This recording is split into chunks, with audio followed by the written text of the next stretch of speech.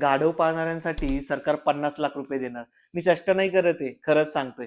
गाढवांची संख्या 60% घटल्याने गाढव पाळणाऱ्यांना राष्ट्रीय पशुधन अभियान यांच्या अंतर्गत 50 लाखांपर्यंत अनुदान मिळणार आहे. नक्की काय ही योजना आणि याच्यासाठी अर्ज कसा करायचा सांगतो. रील शेवटपर्यंत बघा.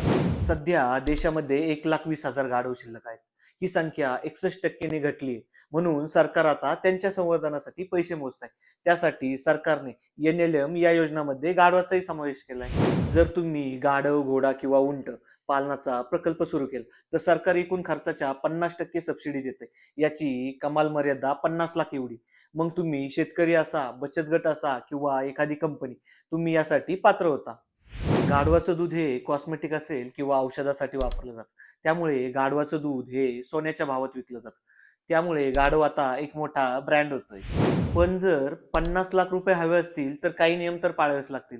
पहिलं म्हणजे गाढव पालनासाठी तुमच्याकडे किमान 50 मादी व 5 नर गाढव असणं गरजेचं.